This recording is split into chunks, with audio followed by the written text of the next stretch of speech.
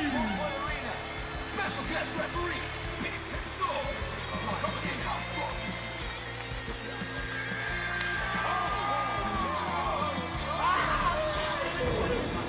He gets hurt from a pep-up fight. You take a full wallop in the face, man. Rosie says we're good, I say we're good, we're good. We are good. Welcome to Get Out and Walk, episode 57 of The Real Wrestling Show. And with The Real Wrestling Show, for The Real Wrestling Show, AEW. We had a special show last night, which was the All Out PPV 2020. We are real wrestling fans doing a show for the real wrestling fans for the best wrestling show there is right now, in our opinion. Fucking A! Fucking A, what am I saying? Fuck Vince!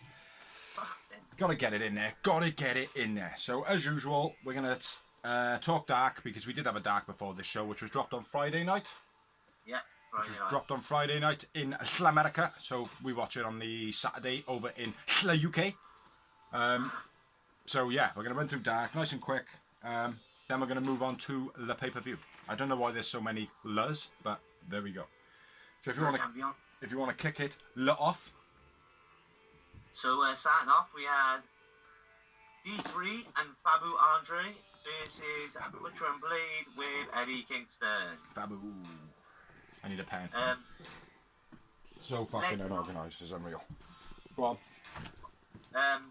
Leg drop side slam combo by Butcher and Blade.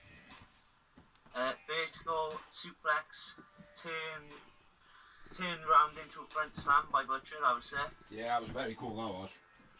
And then we had the full death by Butcher and Blade. Butcher and Blade win, and I went with Butcher man of the match. I agree, Butcher man of the match. And one moment for me. Yeah, agree, just the one. Yeah, quick, nothing special. The backdrop choke slam was quite nice as well. The double team by Butcher and Blade. Yeah. Just before the full finish. Full death. Yeah, next up then we had another 20-minute time limit, and it was the very sexy Ali versus Red Velvet, who is the doppelganger of Brandy. Yeah, Velvet put her handshake out. Brandy attack. What? What the fuck? Velvet handshake, Brandy attacks. Go for it, brother. Go for it, because I think I've written something wrong down there. Brandy was on commentary. Yeah. Red hits splits. Choke in the bottom corner. Oh, the nice camera angle on the Velvet splits. Yeah, very cool. Box. Nice bulldog by Ali. Down the rabbit hole by Ali, gets the win. Ali wins, Ali man of the match. Yeah. 0-1. Agreed. I don't know why I've written Velvet handshake, Brandy attack. I don't know what that's all about. So yeah, anyway, regardless, let's move on. So the next match was Colt Cabana versus Zach Clayton, which I can't remember if it was a debut or not. I don't think it was it? No, I don't think so. Yeah, this was a bit weird. This was more build-up again for the Dark Order. Stu Grayson tells Colt that he needs to be more aggressive. Uno then comes in and tells Colt that he needs to stop with the sportsmanship. 3 and 4 stop Colt from being hit on the rope runs. Clayton's knocked out the ring. Colt gets a bit more aggressive. 6 and 7 cause a distraction. Chicago Skyline. And then he's told to do the lariat finish, which is Brody Lee's finish. So, yeah. Pretty good. Nothing to add on that, mate. Colt wins. Colt man of the match. Yeah. 0 moments. Agreed. And moving on. Little promo. Avalon interviewed by Dasha. Basically, Avalon calling out Brandon Cutler. For a loser versus loser match to see who will be the less loser. Right. Yeah, next after that we had Rising and Angel Perez making his debut versus Lucha Bro Pentagon. Do you know they've changed their names now? They've had to change their names now. Have they? Yeah, Ray Phoenix and Penta L0N. Penta L0M, I think his name is now. Okay. Trademark rights and that. From my Lucha Underground, that's the name. Triple A. Triple Assholes! Which I believe is Conan's, is it? I know he's affiliated with him. I don't know if it's actually his. Definitely. Triple Assholes! Phoenix rope flip thingy, whatever he did, man, when he was holding on to Rising and Penta, that was sick as fuck. But what annoyed me, it was into a landed arm drag again. Yeah. Nice back. At least it did look like he used the momentum though. Still, He did a little bit. It still looked. Jungle Boy's doing it so much better though. Yeah, Jungle Boy does it better, but that one wasn't a bad one. Like he didn't just dead stop. I seen it like most people do. I seen the stop. Not to say there wasn't momentum there, but I did see the stop, and I thought, oh come on, man, how hard is it to like jump down off the ropes and just not land on your feet? Yeah. Do you know what I mean? Like, so. Yeah, ask Matt Seidel later. Yeah, I know. Bit of a flop. Nice backflip tagged by Rising. Don't know what the fuck that says. Don't know what that says. So we'll move on. Perez off the top onto Phoenix's foot. Yeah, that was quite nice. He sold that very well, man. Sling Blade was sold well by Penta. Double team by the Lucha Brothers finish. Yep, and I went with Phoenix man of the match. Phoenix man of the match. I can't remember what the name of their finisher was. No, nor can I. That's why I put double team. Yeah. Nice display by the Lucha. What? 2 moments. 2 moments for me as well. Nice display by Lucha Brothers. After the match, Kenny King and Butcher and Blade come out. Says they're going to win. Butcher then kind of stands out in front of the others, and Eddie Kingston reins him back in, and giving the old wink to the camera because Eddie Kingston was going to screw everyone over essentially. So, yeah, which didn't end up happening. Yeah. So what's the next match, man? Next up, we had Ivelisse with Diamante versus Kyle and King. My nice first... match was. What? Nice match this was, I thought. Go on. Middle rope swinging DDT by Ivelisse was nice. Gets a 2 count. Mm-hmm. Running knee strikes by Ivelisse were nice. King beast Ivelisse German suplex. That was fucking sick, that was. Yeah. Diamante distracts the ref and Ivelisse hits a shit flatliner. Yeah. That was piss poor. Then the cover by Ivelisse, she does it well, but again, it's just a move now. Ivelisse wins, Ivelisse man of the match. Kyle and King, man of the match. And 2 moments. I had 3 for that bad boy. Terrible reversal by Ivelisse, but it was King's fault though. Kyle and King's fault. She just, when she jumped up onto her shoulder, she over-momented a bit. Yeah, Canadian to finish the match. Looked nice, but again, like you said, it's the same move again by somebody else. So, next we had a heels promo, which doesn't really mean much to me because I don't wear high heels. After that, we had Sean Dean and Brandon Bullock making his debut versus 3 and 4 of the Dark Order, which is John Silver and Alex Reynolds. John Silver is a little fucking beast. Fair play. Yeah. The guy is an animal. Yeah. Liking John Silver a lot. Powerbomb on Bollock onto Reynolds' knees. Knees. Yeah. Sick. Dean double DDT was sick. Yeah, that was very nice. Beastly spin out slam by Reynolds. Yeah, fucking sick that is as well, man. He's done that twice now that I've seen. Very, very nice.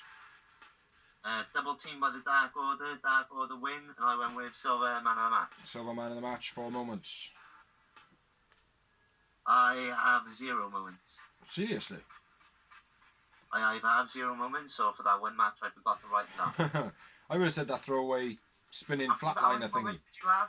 4. Put me down for 3, because I had the overshoot you most. Put me down for 3. Put me down for 3, he says. Put me down for 3. Yeah, it was a nice match, Aaron. Anything to miss out in that? Oh, I liked how John Silver was like had his legs wrapped around Brandon Bullock or Sean Dean, either one of them, and he wouldn't let go. And they were like, they were rolling around and he was just on the back, locked on, like he was riding a horse. Thought that was cool. Yeah, that's it though. Then we had a promo, and it was Lever and Brandon, and Dasher, and says about the challenge. Cutler says the things, says that they're not the worst people in AEW, basically. So there must have been a promo with the librarians up there. Yes, there was. There was another promo earlier with the librarians. Avalon saying the initiative is done and they want to do a loser-loser match, which you did say. You did say. Yeah. So moving on. Darby Allin versus Luther.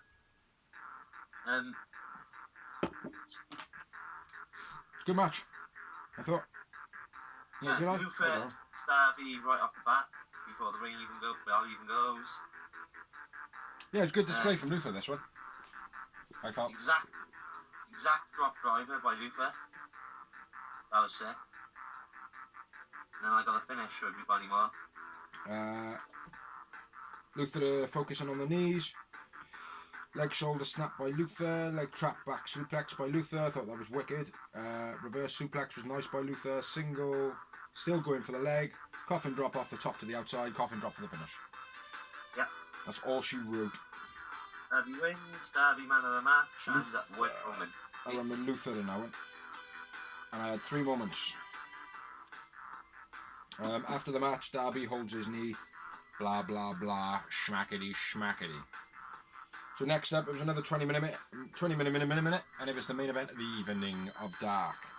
And it was 5 and 10 from the Dark Order, being Vance, Preston, and Alan Angels versus the Nightmare Naturals, Natural Nightmares, QT Marshall, Dustin, with Brandy and Ali. Or just Ali. Just Ali. Yeah, Natural Nightmares straight in, rushing the Dark Order. Very hard work from Natural Nightmares. They were just literally pounding and pounding and pounding, one letting up. 5 dropping the rope with QT, and QT falls out. He pulls the rope down. QT goes over the top rope and out. That was nice. Double stomp by 5 then, just after that. QT is cut off from Dustin, can't get the tag. 10 knocks Dustin off the apron when QT's just about to go for the tag, which I thought again was quite nice. Double team by Dark Order, and it was an assisted DDT, which I thought was quite nice. Nice catch dump by QT Marshall. What the fuck? Give me a call when you're back. No. Yeah, nice catch by and dump by QT, and then Dustin cleans house. Natural Nightmare win. That's all I got. So if you've got more to put in it, that music's quite loud. I don't know if it's. You just like to make me turn the volume down, don't you? Well, wing snapper by 5 was nice. A left DDT by 5 and 10 you said was beast. QT catches 5 mid-air into that Huadora slam. That was beast. Brutal. Yeah, and that was it, mate. That's all I got. Yeah. National Players win, and I went with QT, man of the match. QT, 1 moment. 2 moments from me. Yeah, it wasn't a great Dark. It was a couple of good matches, a couple of good spots, but nothing spectacular. But with Dark, we know not much is going down at the moment. No storylines per se happening. Do you know what I mean? Like, there's little developments in storylines, but that is about it in Dark at the moment. So apologies for the short rundown of them, but tough titties. And they're free on YouTube, so you can watch them yourselves. Yeah, you can go back and watch them online yourself. So next up, we had All Out 2020, the buy-in. Now, I watched it from 12 o'clock. I watched the buy-in from 12 o'clock. Yeah, well, I'm just going to have a quick rundown of all the promos here. There's no point going back and forth. MJF building hype for the title match, says that he will be out wrestling Mox. Christopher Daniels says that MJF is the Maximo Jackass. Proud and Powerful Ortiz has had hair plugs because his hat was literally like this over his face, and yeah, we the best, giving it all that. Lance come out with Jake. Kaz says that he's beaten monsters before. Darby says that that Stark should bring a body bag if he wants to beat him. That was a build up for the Battle Royal, the first entrance. Then we had Orange Jericho build, Omega and Hangman, FTR build. Then we had the Heels advertisement. Then we were back to the Battle Royale, and there was Eddie Kingston, Butcher and Blade, Lucha and Brothers. Spears and Tully says that intelligence is a way to win. Hager comes out, Stark and Cage are there. Best friends. And Trent goes, well, you don't know who's going to win. And then Chucky T goes, no, I'm going to win. We're going to win. Someone's going to win. And that was the end of that. Then we had another promo, which was for the main event, which was Moxley saying that MJF gets off on being a dick. And if he thinks he's the bad guy, he's very mistaken, because Mox in this situation is the bad guy. And that was all the promos. And then the matches started. So go for it, bro. So starting off, we had Joey Janela versus Serpentico.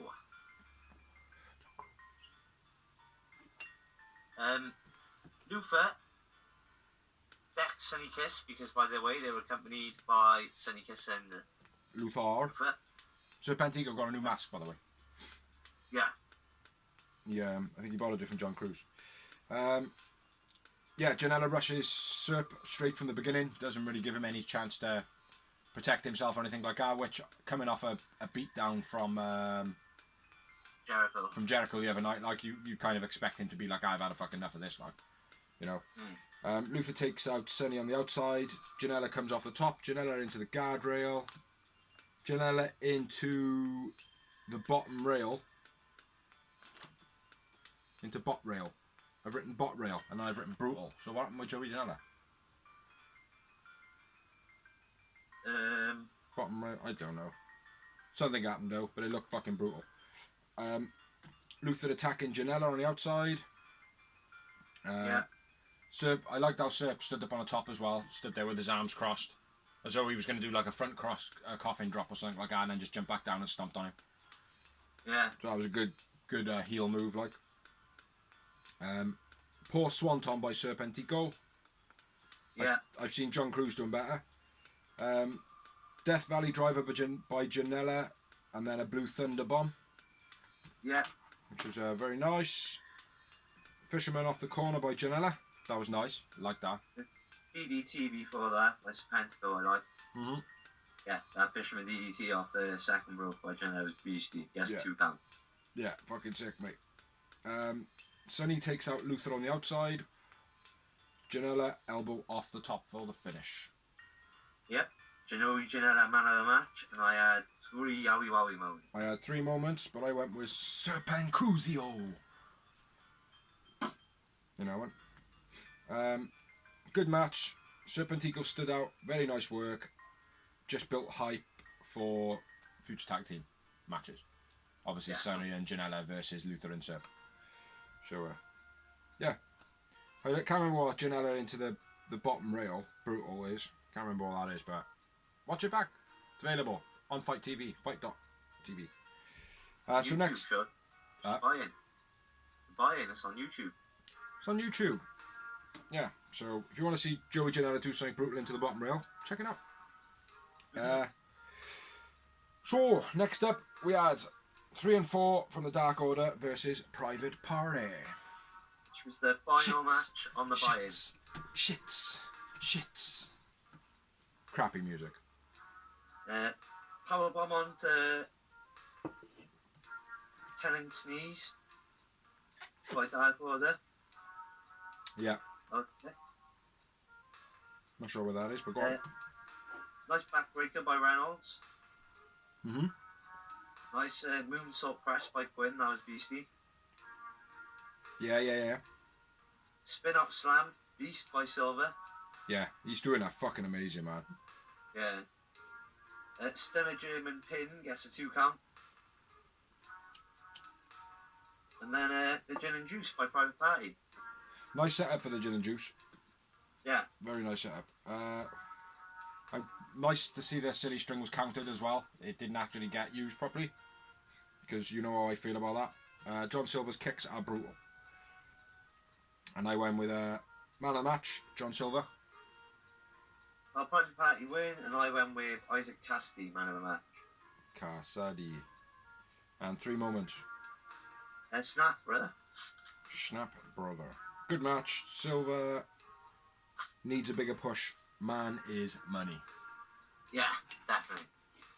That's So, what yeah. he will do, mate. As soon as they kick him off the Dark Order, he'll get a good singles run, I reckon. Yeah, I think it's starting to get to that now. It's starting to develop that he's going to get pushed out, like, do you know what I mean? You'll either get pushed out or you'll avoid Colt in some way. Yeah. Make the cult of cult. Yeah. But yeah, that was the buy-in show. There was pretty much, I think it was 35 minutes of talking and promos, which I could have got that sleeping. Then it was about 25 minutes of the two matches, and one of them I could have done with sleeping. So that was the buy-in show. And that match I'm talking about is Piss Poor Party. Even though they did alright in this match. Yeah, so now on to the main show, which we should probably slow down a little bit for now, because this is our main part of our show, brothers and sisters. Exactly. Brothers and sisters. And what a fucking show it was. Yeah, brother. fucking right, man. It was a Fucking brilliant right. show. The Swollen Brit match didn't have that many moments for me. It wasn't like, it was an entertaining start to the show, but it wasn't. Yeah. It wasn't the start that I think a lot of people wanted. You know, So it was definitely the weakest part of the show, and I was surprised they started with it. well, it was supposed to be on the buy-in. Yeah, that's what I thought. Yeah, it was, but then there was talk that the fans kind of had a bit of a whinge about it, and then they changed it. But then I read the post interview with Tony Khan, and he basically said, "Well, I was there filming it and timing, and he said there was too much energy not to have it on the main show." You know, Yeah. but yeah, I think they might have put that in the wrong place, to be honest. Yeah. Maybe started out with Sheila Thunder Rosa. I think I would have started with Jackson the Young Bucks. Maybe, yeah. But it's Because there was nothing line for that, was there? It was just a match. yeah. What it was is there's the number one contenders for the belts now, isn't it? He didn't announce it at all. That is- Either. That is the case, though. Oh, it is. Yeah. 100%. Alright, fair enough. Because the missus asked the same thing. I would have started off with that match because it was it was no real rivalry in it. It was just built up last minute, like so. Mhm. Yeah, And you know, Jackson Young Bucks are going to do a good match. yeah. And it was obviously there was a story of retribution for the Bucks, wasn't there? So they were always going to win, you know. But yeah. Anyway, the beginning of the show was a rundown of matches. Of all the matches set to come on the show. But the first matchup was Big Swole versus Britt Baker in a tooth and nail match. Some fucked up spots in this, though. Some fucked up spots. One specifically right at the end. Yeah.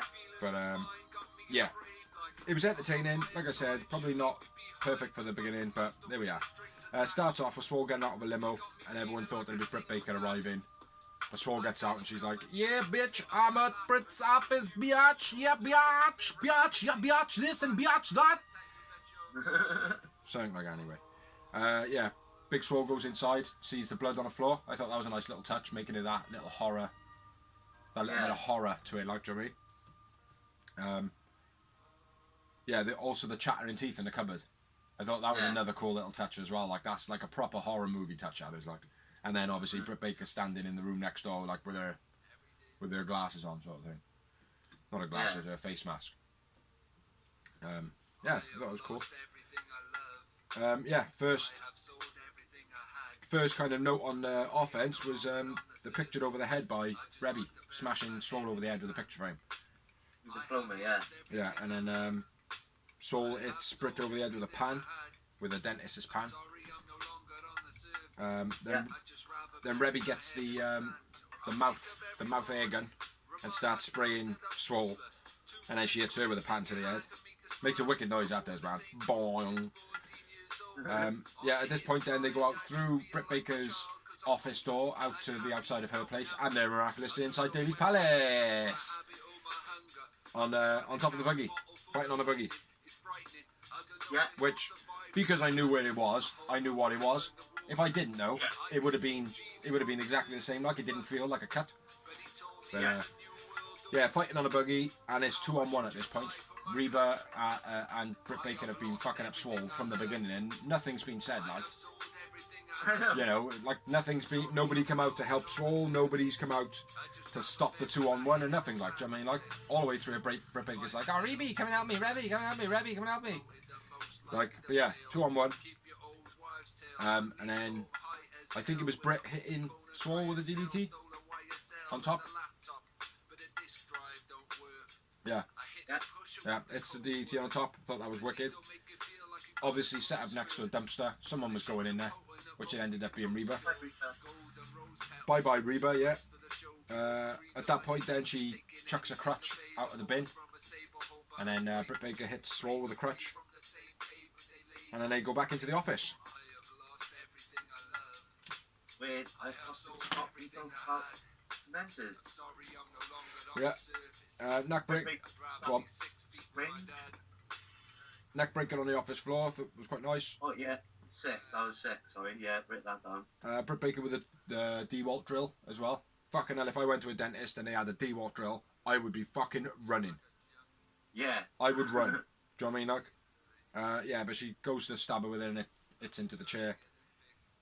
Then went on the bit you just said then. Yeah, Britt pulls out a syringe. With Novocaine. I don't know. Whatever they said, I didn't even care what it was. I was just like, that's a bit fucking weird. Novocaine. It's the stuff that they put in your gums. Yeah. Or that's what they use. I was like, that's a bit weird, like. Surely nobody's going to get stabbed by that. She goes to stab Swole, but no, ends up Swole countering and she stabs herself in the leg. And then lets go of the needle. Which was fucking, it was like sticking in and they just went, and just, was just dangling out of her leg like, goes through me. But a wicked spot match. I myself with needles, so I don't find it so, but still, like, yeah, but do you put needles, when you do your needles and that, do you stick them in and then let them go? No. Have you ever? I have, like by accident, like I've dropped them. It goes through me, mate. It's like going to a doctor and them going, all right, I'm just going to give you a needle, like, and it's like, right, okay, like, and in my brain, I look at the length of that needle and think, right, if that goes in a muscle and they move it left and right, that's going to snap. Do you know what I mean? And then I'm going to have a piece of really sharp metal in my arm that I'm not going to be happy about. Do you know what I mean? So I get myself psyched up, like. But yeah, sick. It was a sick bit, mate, and I was like, So yeah, dodgy. I wrote dodgy. Yeah. Rebby's holding up a picture frame, and Swole punches the picture frame, but I think she fucked up the spot, and she actually punches Rebby in the face.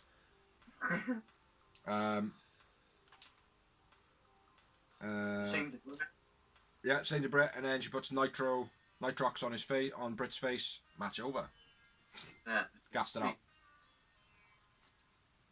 Yeah, nice. Nice finish to the match. I went with Britt Baker, man of the match. Yeah, Britt Baker, Swole won, and I had 2 moments. Agreed, brother. 2 moments. Yeah, do you know what I mean? It, like, for what it was, there should have been more moments in it for the start. I know I had low numbers. I didn't know what you would have. But, Britt sticking herself, fucking mental, awesome match for what it was. You know, just not the calibre to start the show off. Right, let's move on then, man. Let's get to the next one. Yeah. Next up, we had the Young Bucks versus Jax, which Big T keeps telling me, which I still haven't heard or seen anywhere, is for the #1 contendership for the tag title. That's what I thought it was. Maybe I'm wrong, but I shall find out in a sec. I will have a look. Go on then. Do you want to chat it down? I thought they were going to announce something like that, to be honest, because I thought, well, make that 2 top tag teams. Well, why would you have an 8-man tag for the winners to fight each other at All Out for no reason? Exactly. Do you know what I mean? So it doesn't. Anyway, let's get into it. Best friend arm drags, pins to start. Fucking doing my head in all these arm drag starts, back and forth pins. It's like, I enjoy them, but it's happening in like every other match now. It's like, it's one of those things, isn't it? That's what he said, like, if you're going to do it, at least change it up. yeah. Don't have it every match. Yeah, do something different, like, do you know what I mean? Like, I don't know, just something different, like. Maybe. It was a nice touch when Jungle Boy offered Nick the handshake and Nick was slapped it away. Yeah, yeah, that was my next note, that was. Shooting star press by Jungle Boy. Very impressed by that. Yeah. That was nice. Bulldog drop kick combo by the Bucks. That was sick. Yeah. Jack's tail kick, front flatliner, double team by Jax. Yeah. Lucha hits a tail kick, and then Jungle Boy hits the flatliner. It's like the backpack move that he does. That's very nice. Yeah. Nice runner moves by Bucks and the misdirection, where Nick goes to run to the centre of the ring, and then he runs back into his corner, out of the ring, back in, and tags Matt on the way back in, and then they take advantage. Thought that was quite nice. Yeah. And then it was the power bombs from Luchasaurus, one onto the other.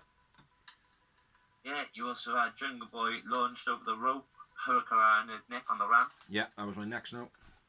That was sick. Yeah, Matt tries to suplex Jungle Boy, but holds on over the rope. Fucks up big time. Oh, just fuck, and they were both just sort of I think, dangling on the top rope. to be honest, I think it was Jungle Boy, wasn't it? Yeah, it was Jungle Boy. I think it was actually Jungle Boy that would have suffered in that more than Nick, because Nick's a lot heavier. So it was actually Matt's heavier. Yeah, it was actually Jungle Boy who was obviously the one being strangled. Like, do you know what I mean? But yeah, I thought it was a bit of a dodgy spot in the match. Even after trying to jump out 3 times, they couldn't do it. Then they had to break and obviously improvise, which the improvisation was nice. Yeah. Which was one more Northern Light suplex on the outside, then he suplexed him over the guardrails into the non-existent crowd. Yeah. But yeah, I'm glad you noticed that, because if you didn't, I would have said, you need to go back, watch the pay-per-view, then we will do the blog later. But yeah. Matt intervenes and pulls Nick off the apron. Yeah, just before that, Jungle Boy reversed to go for the tag. Nick super kicks Lucha off the apron. That was quite nice as well. That was just before Marco pulled Nick off the apron. Yeah. Jungle Boy like comes out of the corner underneath the one's legs, does a roly-poly, goes for Lucha, and as he goes for it, Nick Jackson super kicks him off the apron. Which I thought that was very cool. And then yeah, like you said, Marco takes Nick off the apron. Then Luchasaurus comes in.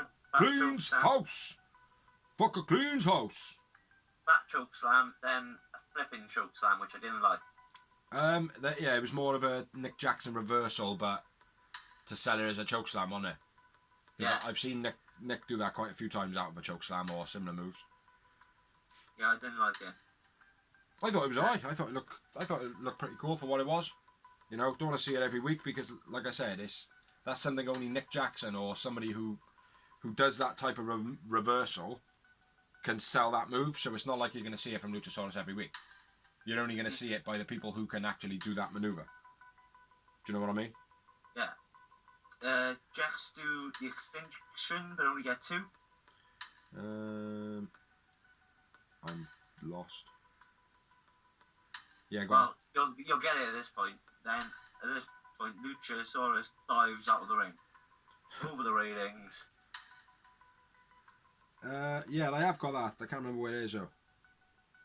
Luchasaurus big on the outside. Luchasaurus... No, that's miles down for me. Oh, crap on it. I think. Yeah, that's well done. I got a couple more things there. Jungle Boy using Luchasaurus to do the springboard to the outside. I thought it was cool. Lucha moonsault off the apron. Luchasaurus's back is cut from something. Jungle Boy for the Hurricanrana, and then it was a powerbomb reversal onto the apron. I thought that was sick. Matt attacks Marco, kicks his crutch away and hits him. Swanton to Jungle Boy by Nick, which I didn't really appreciate too much. Lucha does the big choke slam off the rope. The one where like he kind of brings him over and takes him down on their knees. Jungle Boy Poisarama straight after that, which was fucking sick to Matt, I think it was. Yeah. Yeah, and then I don't get this. Why you like where you just said Luchasaurus into the crowd? Why? What? For why? There was nobody there. He just literally stood in the middle of the ring, jumped on the ropes, and into the crowd. Nick Jackson was on the fucking corner. There was nobody there to jump on. Wasn't there? No. Like, from what I seen, no, there was not. He just literally stood there and just thought, I'm fed up with this match, I'm going to go play over there. Do you know what I mean? Just gripped the ropes, bounced on it, and just went, wee.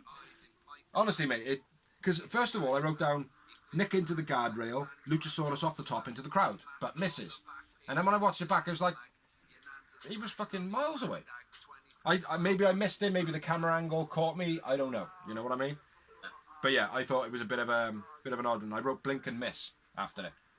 Because if you blinked, you would have missed it, you know? Yeah. I didn't see who he was going for. I could see him flying on. Yeah, I didn't see him go for anybody.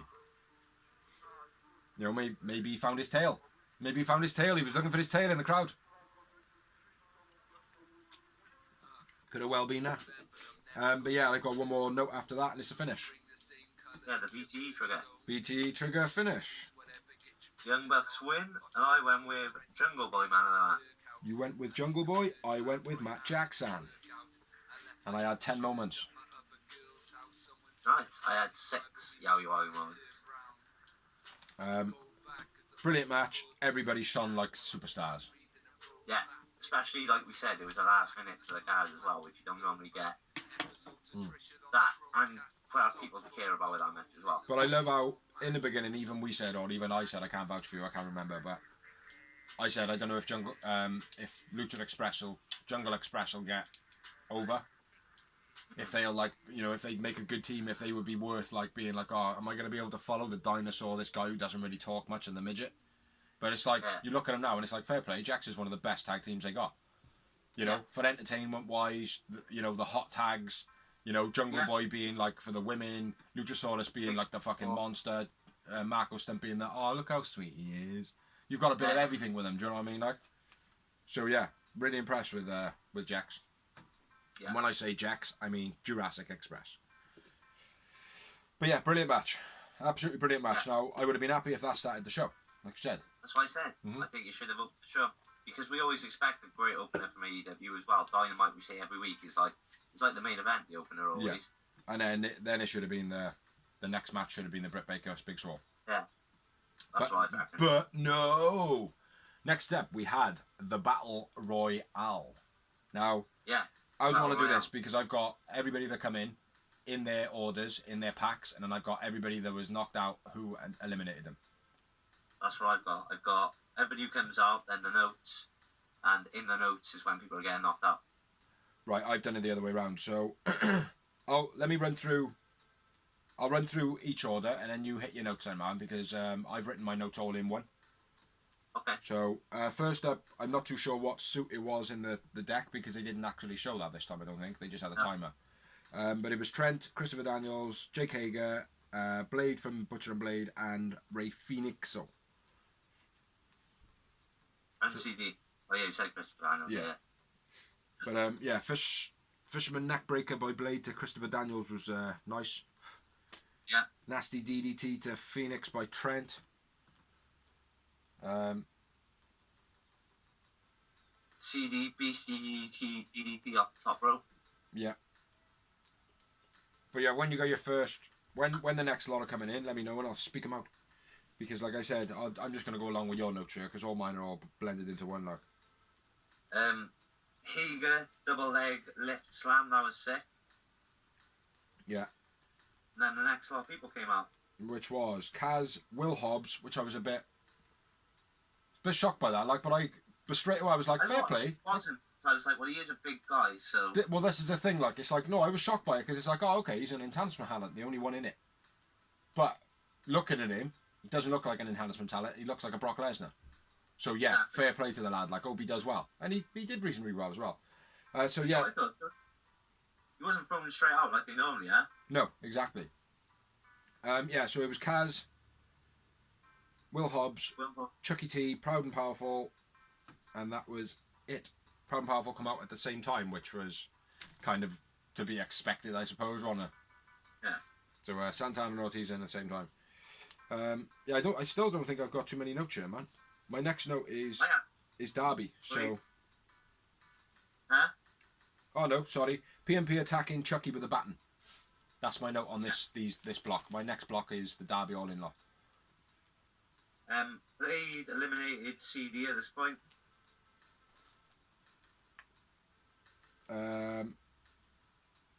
No. Blade was the first one eliminated, brother. Was he? Yeah. Oh, then he eliminated Blade then. Blade was eliminated by Will Hobbs. Christopher Daniels was eliminated by Hager. But they were very much at the same time, so I could have missed that one up. But you go on, you go on, brother. You go on. No, that's it. My next is the next lot of people. Fucking stuff. Look at him, fucking jumping all over the shop. He's not even a high diver, a high flyer, prick. The next lot of people was Billy from the Gun Club, Pentagon, Ricky Starks, Brian Cage, and Darby Lunatic.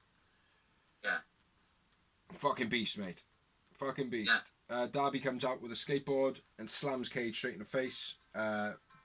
Ricky Starks then blocks him, does something or other, and then skateboards out then. Yeah.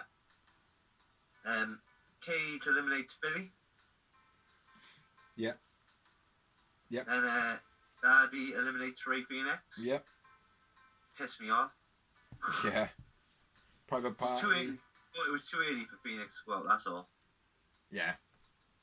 Looked like Pentagon was a little bit like, oh, where's my... Does anybody see my brother? My brother. Where's my younger brother?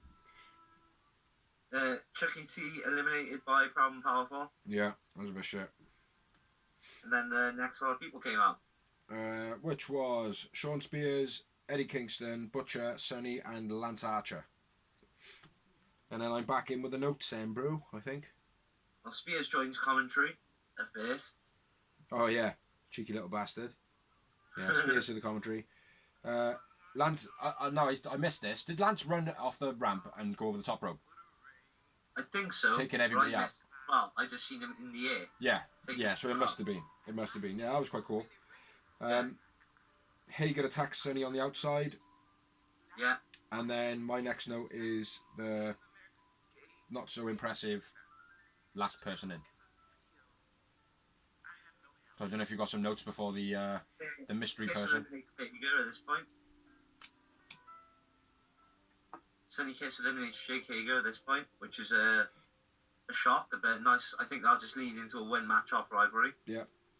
On Dynamite, where you'll go, I want to fight Sonny Kiss for her. Yeah. Destroy him. Cage knocks out Sonny. Not sure when that was. Well, Kiss eliminated by Santana and Ortiz then. No. Sonny Kiss was eliminated by Brian Cage. Okay. You making shit up. Then Santana eliminated by Trent. Yeah, man.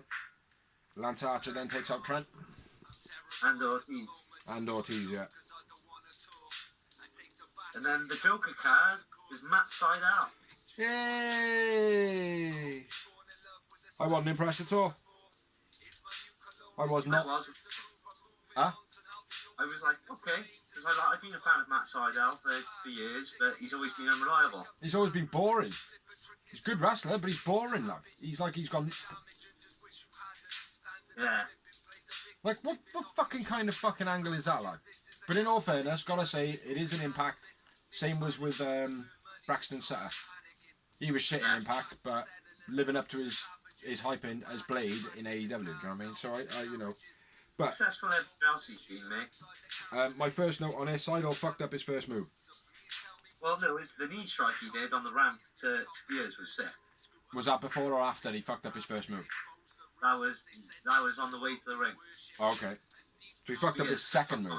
It's like, gas in his face. Oh, yeah, that's right. Yeah. Standing knee strike. Then he runs into the ring and basically slips and almost breaks his own neck. Yes. Goes for the shooting star press off the top rope. A lot of humidity and mist and moisture in the air, and he basically slips and almost kills himself. But luckily enough, he didn't do anywhere near a half a rotation and head first. Yeah. He kind of just slipped in and come down on his back, so. And I do believe was Will Hobbs that was the first one to roll over and check he was okay, which is it was awesome. It was Will Hobbs who was taking the move. Yeah, I know, but for a person, like, he obviously showed great professionalism, straight away rolling over and checking on him. Like. Yeah. No, it was good by him, man. Neck breaker to Will Hobbs was fucking brutal. I can't remember who did it, but it was fucking spectacular, man. Darby's thrown into the post. And then this must have been Darby and Trent. Darby and Starks doing that. Because Starks then is...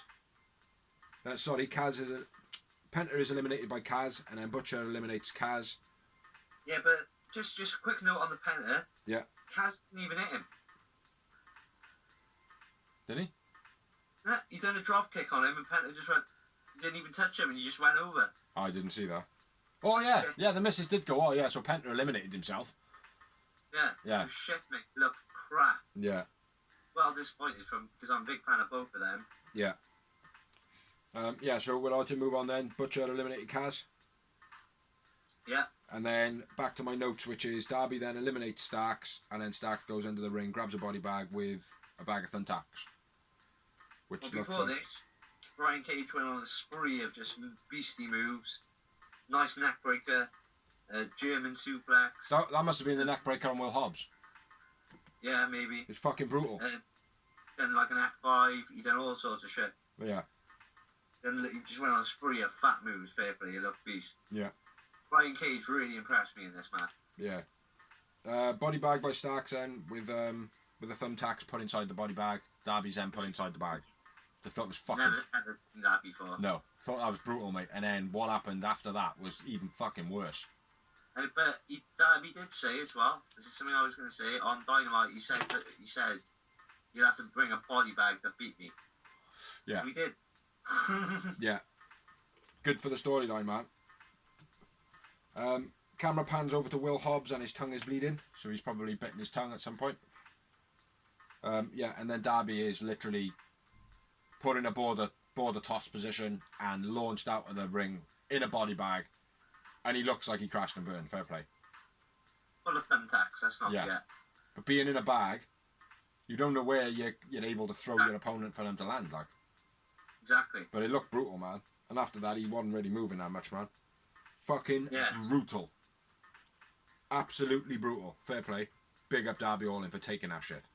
Yeah. So yeah, Darby was eliminated by Brian Cage.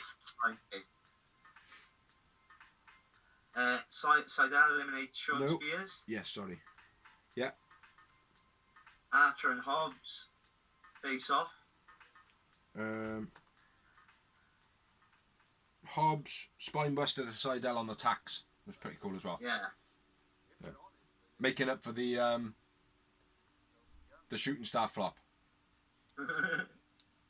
Yeah, like you said then, Lance and Hobbs face off. Yeah. Archer takes him out with a misdirection tackle. Yeah, and that is Hobbs and Cage both taken out then.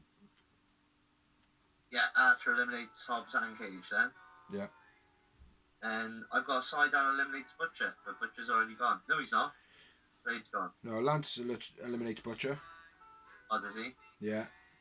And then Seidel gets eliminated by Eddie Kingston. Yeah. Seidel's taken out by Kingston. Blade comes back out at this point to try and help out Eddie Kingston and Butcher. And Jake the Snake's got a bag with a load of like whatever inside it. Probably some rope.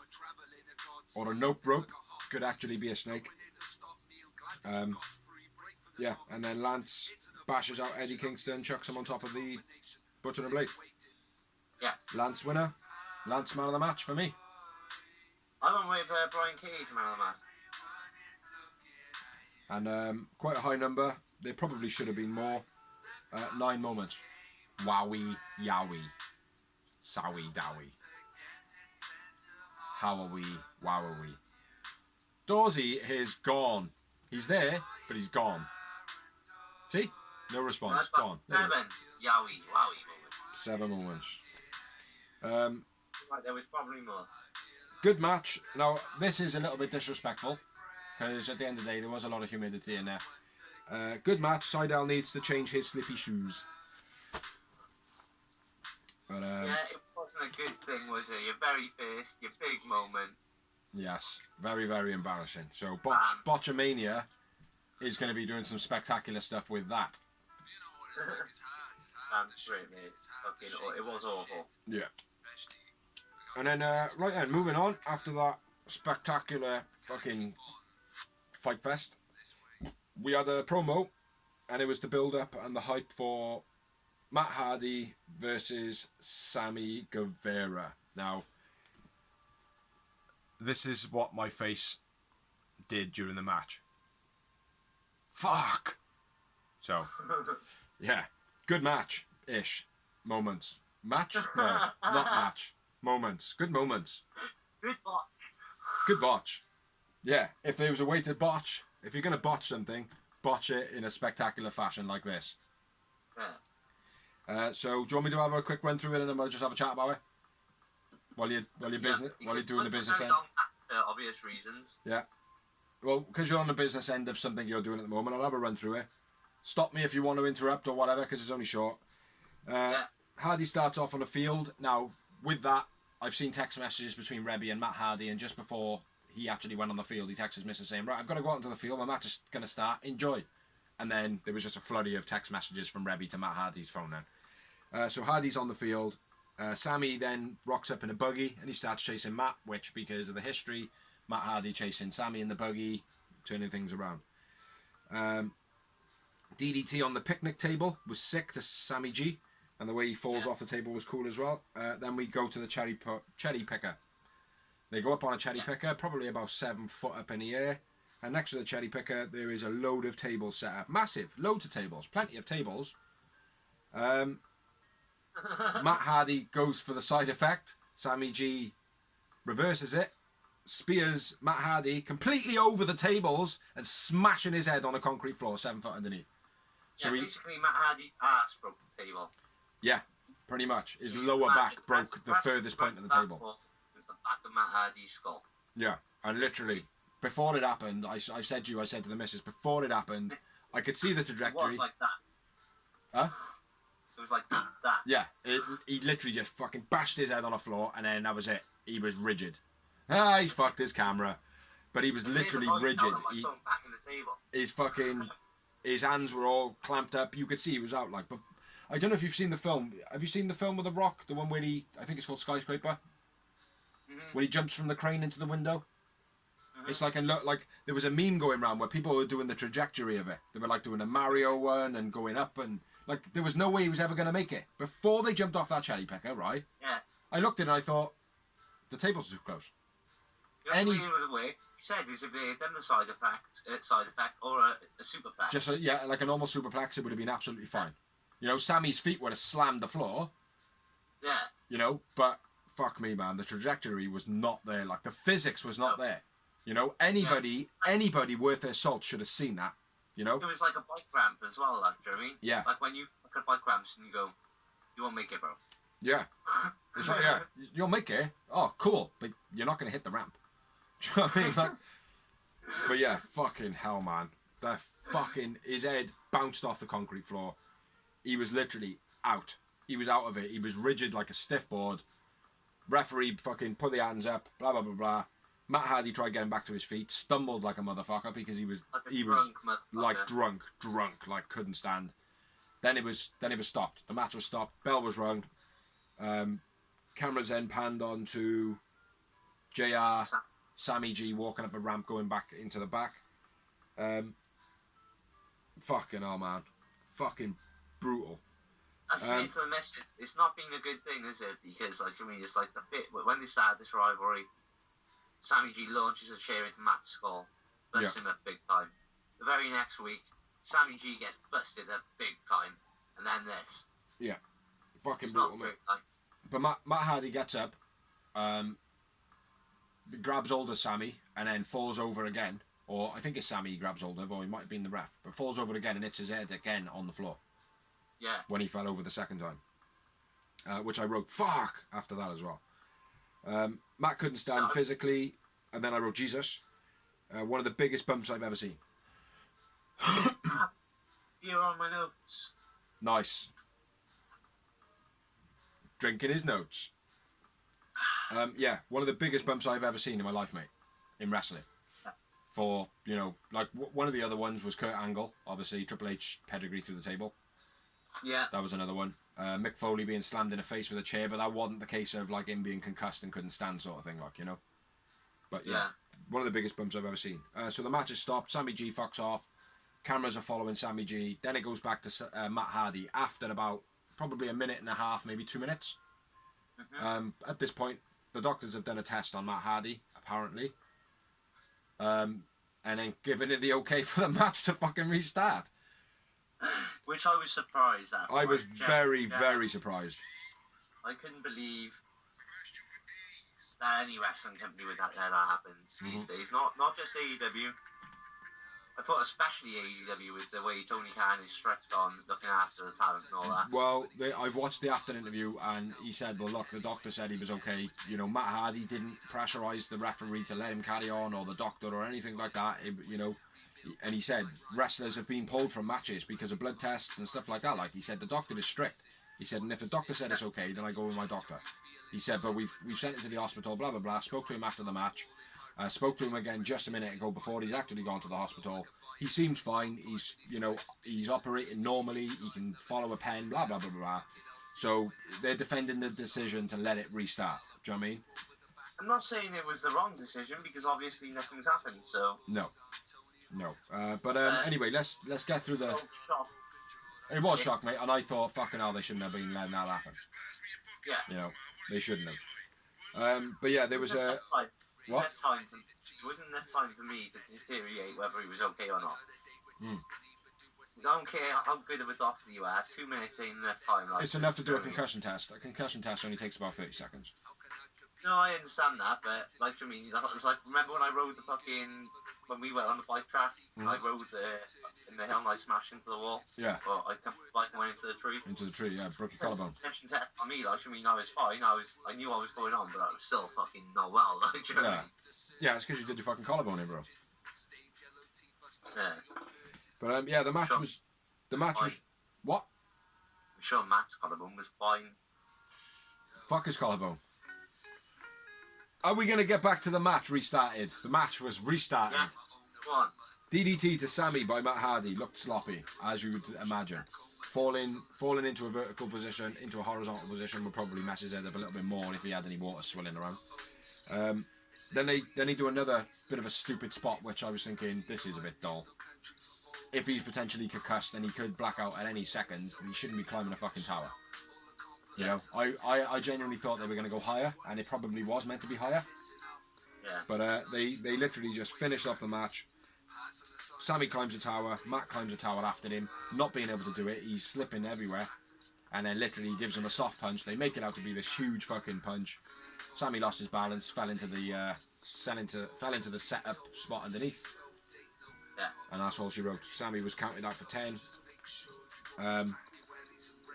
In total, bit of a fucking shit show. Yeah, I mean, obviously it would have been a fucking... If that injury hadn't have happened, it would have been a lot better match. Obviously. Yeah.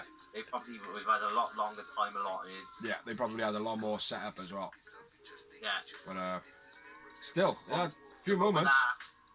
I said the moment that happened, I said to the missus, I was like, even if they restart this, it'll be about 5 minutes long. Yeah. Max. Yeah. And it should have been, like, I mean, they done it the right way. They did, yeah, but it should never have restarted. As soon as he banged his head on the floor and he fucking stiffened up like a board, the act should have gone up, the match should have stopped, or someone should have come out and interfered on Matt's behalf. Yeah. Started fucking up Sammy, you know, because Matt was always going to win it.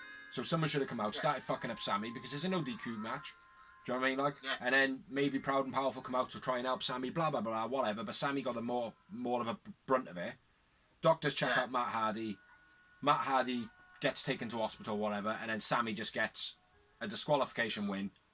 The match is thrown out. Matt Hardy doesn't leave the brand. Sammy Guerrero ends up walking around with a collar brace on like MJF has been for the last month.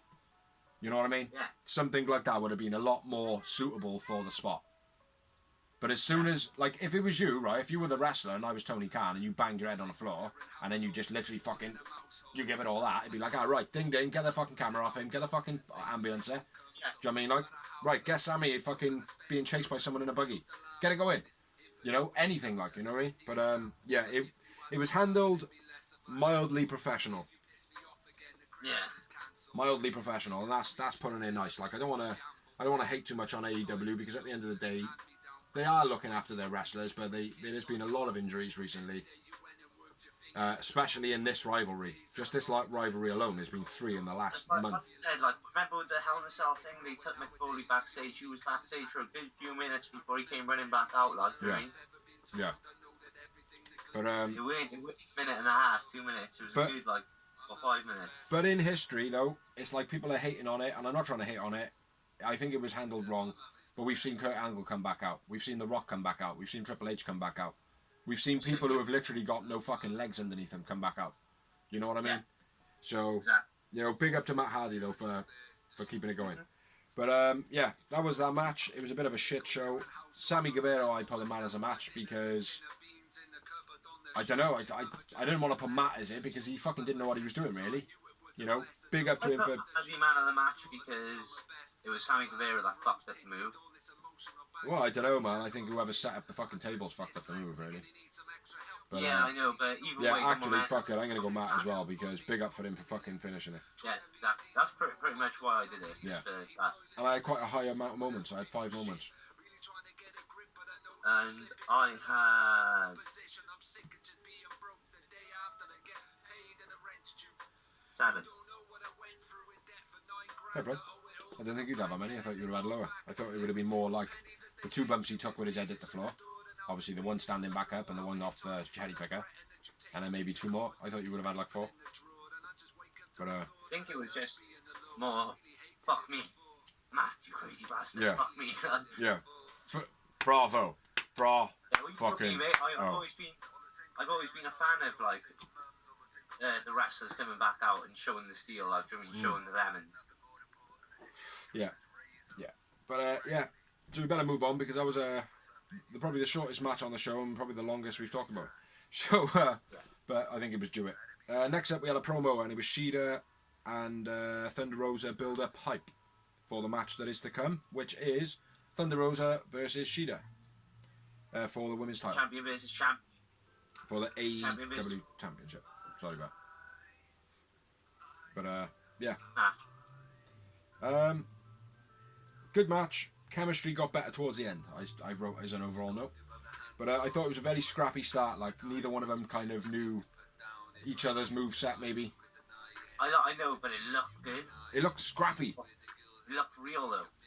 It didn't ever look fake. Yeah. Even though it looked scrappy, it didn't look fake. Yeah. It didn't look put on. Like, the moves still looked like they would hit, and it looked like that was happening in a real fight. Like, Yeah, there was that. It was like, one rolling on the other, blah, blah, blah, blah. But it just looked as though neither one of them knew how to take the other one down properly to start off. Again, like the Thunder Rosa versus Serena Deeb. Yeah. It I felt that kind of aura from Thunder Rosa again, like that kind of like, oh, the chemistry's not there, like it's like doesn't seem as though she's confident, maybe, I don't know, like, but yeah, nice hurricanrana by Shida as they started throwing proper moves then. Total wheel backbreaker by Shida was beast. Yeah, that was cool as fuck.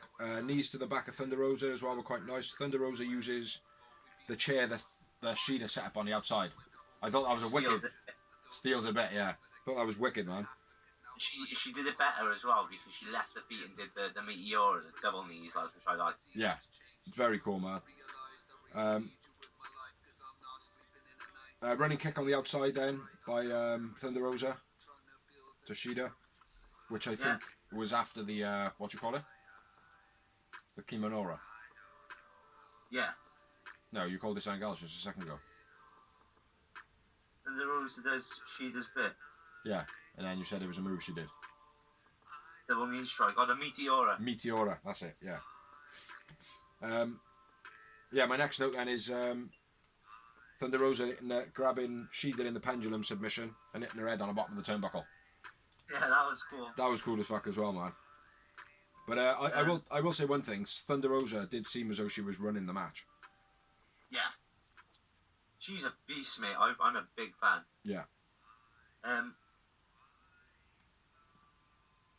Some form of backbreaker by Thunder Rosa when one buckle to the other, and then the backbreaker showed off his strength. Yeah, that was cool. I pointed that out in the last match he had, I think. She only did it the one time though. Yeah. 9 counters out of the stretch method by Thunder Rosa, like all the way through the match, she kept trying to put on the. Yeah, towards the end she got it on better, didn't she? Yeah. My next note is the Falcon Arrow reverse pin by Thunder Rosa. I thought that was quite sloppy. Yeah. Thunder Rosa dropkick Shida out of the ring. Yeah. On the apron. Yeah, by Thunder Rosa. That was nice. Delayed suplex by Shida off the top rope. Yeah. Now, I'd say delayed. It wasn't like hold her up. It was more Shida fell backwards and then literally rotated it at the last second. That's what I meant. I wrote it as delayed for, but it wasn't. It was almost like, shit, she's not rotating with me as I'm falling. Fuck, do something. And then she's just managed to flip over at the last second. Yeah. But still look cool. Jumping knee strike to Thunder Rosa on the outside,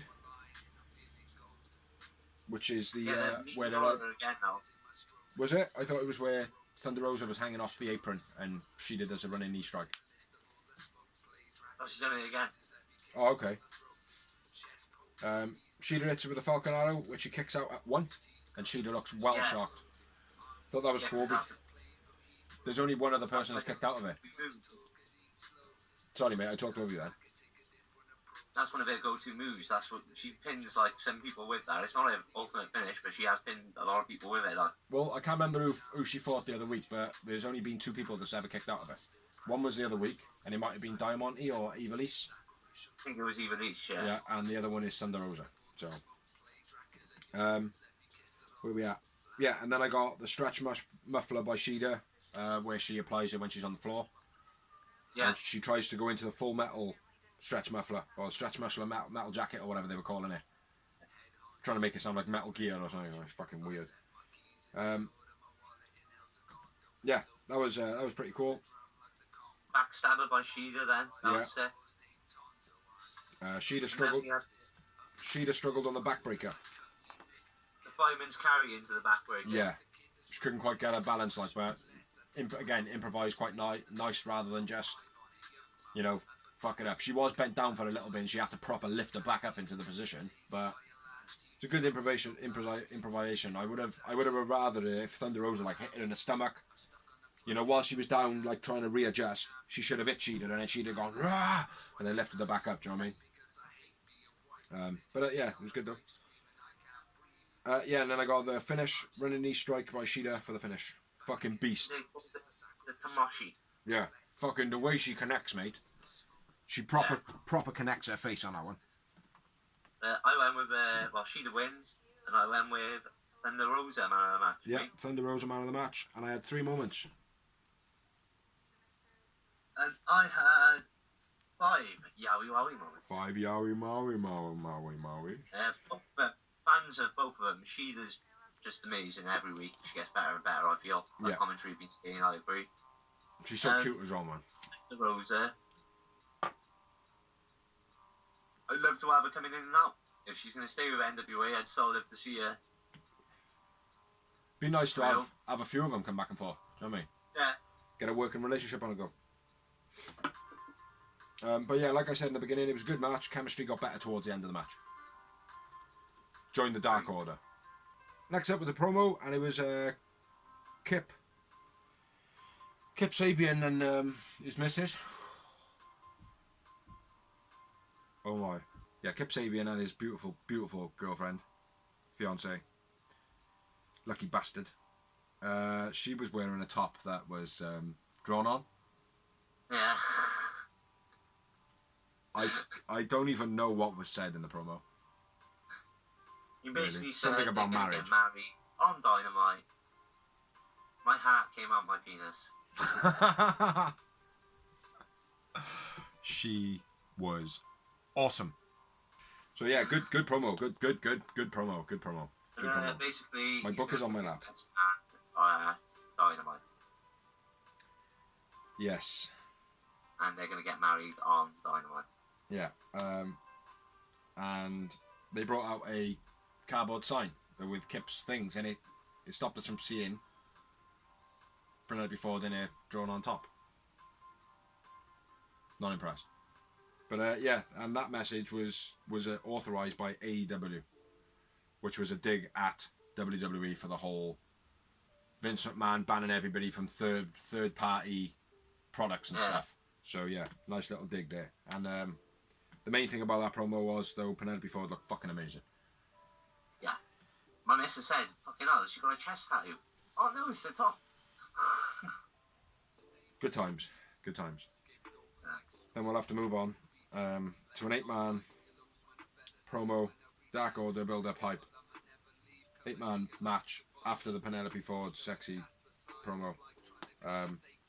Build up for the next match, which was Dark Order, which is the Natural Nightmares, Scorpio Sky, and Matt Cardona. Yeah. So, 20-minute time limit. Wasn't really interested in this match too much. Depressed at this point. Wasn't interested in the match too much, but I'm not going to lie, it impressed me a lot more than I thought it would. No, it was okay. It was good. Let's see what my final notes on it were. Great match. Attack QT. Yeah, starts off with a brawl. So go on. Okay. Go on. And then Dark Order attack QT while his back's turned. Yeah.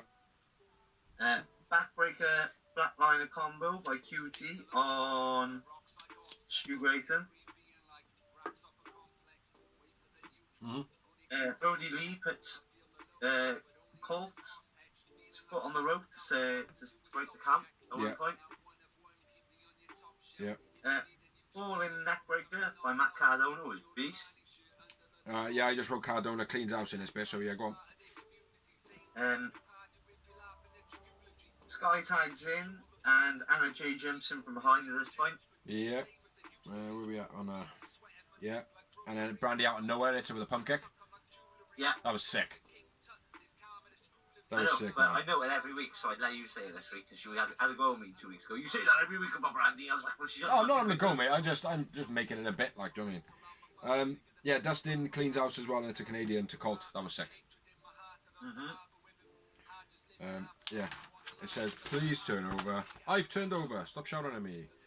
Mike hits the TK on Stu Grayson, but only gets Uno makes it save, so they only get 2. What the fuck does that say? Sky takes out TKO. Oh, Brody.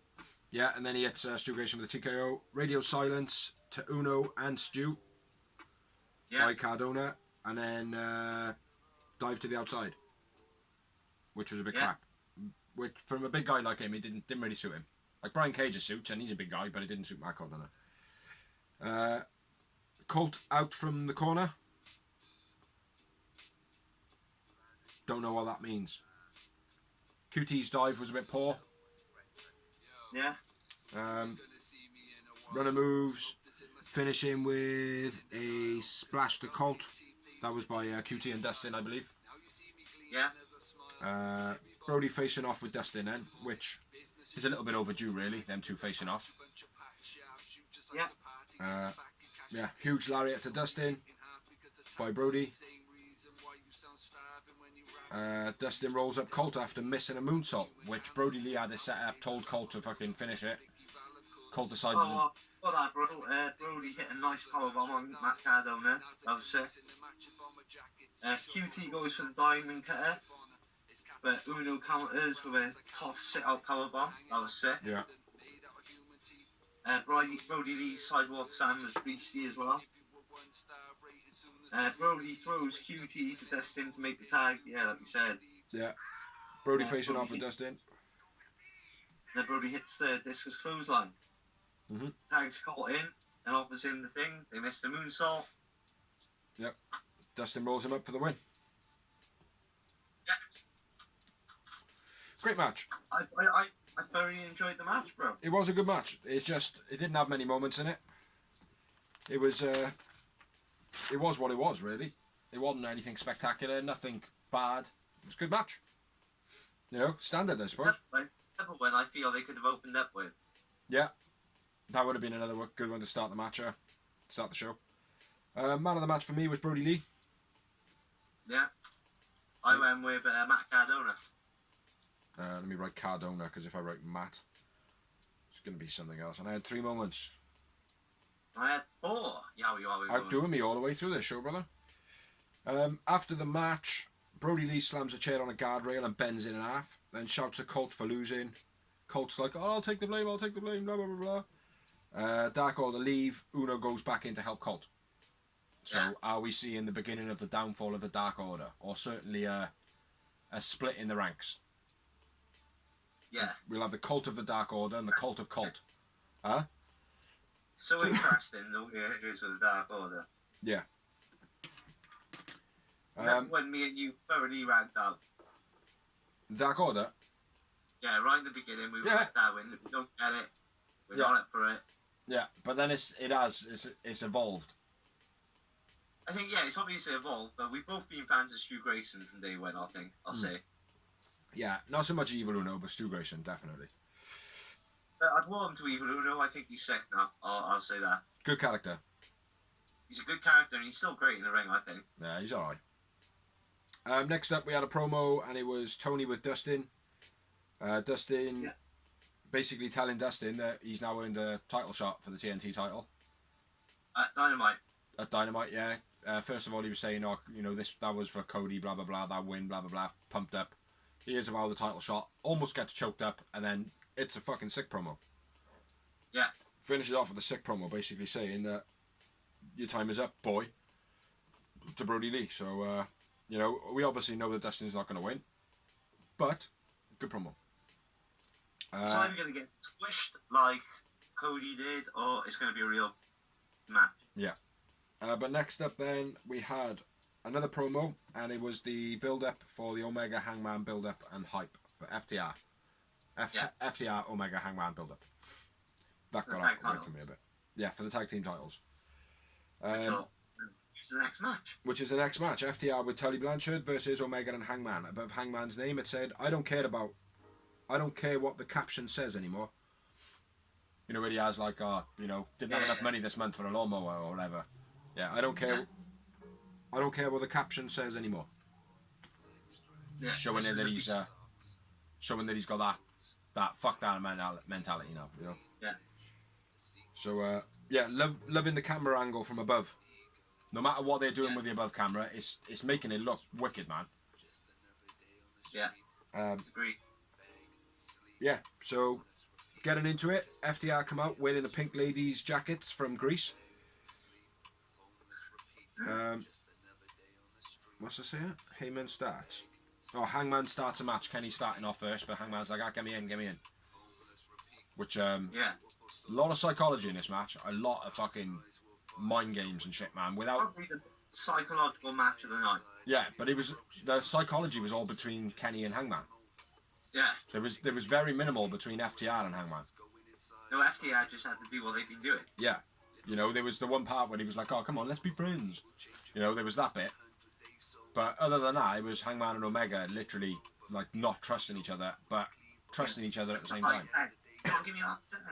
Yeah, and it's like, all right then, do it, like, do you know what I mean? But yeah, let's get into it, man. Hangman attacks FTR, and then Omega has to step in to start stopping him. And he almost turns around to hit Omega. That's the first sight of the breakdown in the match. And my next note is when you said that, the handshake, the up in air 10s, Omega and Hangman on the same page. Shooting star press by Hangman was nice. The running, standing shooting star press. Right. A bit more before that. Go on, man. Nose line by Hangman on the top. On the outside, allows him to get the hot tag. Nice drop kick, catching Cash off the top rope. Yeah. Oh, for the fall away. Huh? For the fall away. No. Oh, okay. Assisted German, then pop a powerbomb, as they always do, sick. Knee strike combo, gets a 2 count for Hangman. Superplex, then a big splash combo by FTR, gets a 2 count. Yeah. Tiger Driver 98 by Kenny then. That's miles down for me. You crack on then, bro. I can't even remember where that is now, bro. I know I wrote it down. I remember writing down 98 in big letters, but I haven't got no big letters written down. So crack on, man. Carry on. No, there it is. Snapdragon. Yeah, that's fucking milestone, man. Yeah, well, go on then. No, fuck it. Go on. Carry on. Might as well. Otherwise, it's just gonna get fucking. It's gonna get all muddled up and shit. This is what we mean by rough around the edges, man.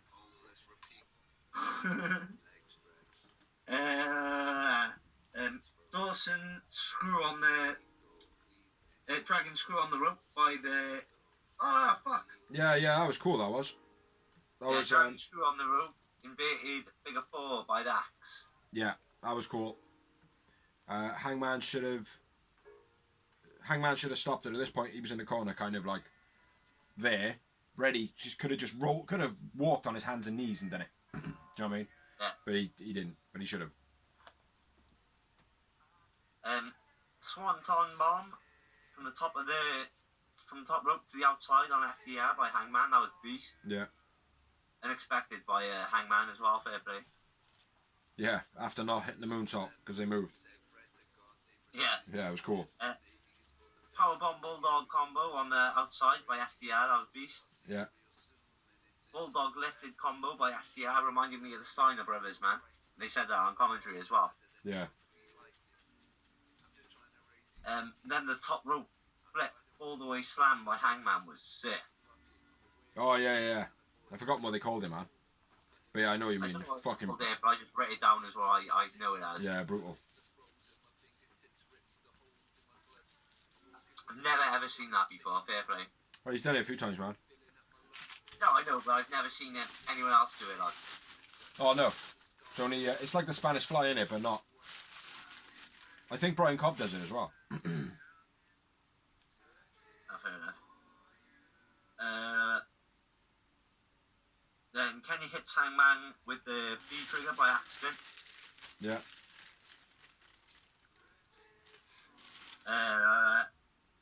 What's that say? It says Mindbreaker. Yeah, Mindbreaker by good call. It's exactly what it says. Mindbreaker by FDR gets 2 count on Hangman. Yeah. And another one straight after. And finish the match. That's the end of the match. Win, as we predicted. Yeah, I would have liked to see Hangman and Omega keep it for a little bit longer. I would have, and I think FDR come in and won it straight away. Yeah. Which I'm kind of with him on that. I don't think they should have come in straight away. First team win. Yeah, Omega and Hangman should have kept it, fought the Bucks. The FTR then come in, distract that, making it a triple threat. Then FTR maybe win it, making them looking like absolute fucking legends by beating 2 teams of the best caliber in AEW. Yeah. But no.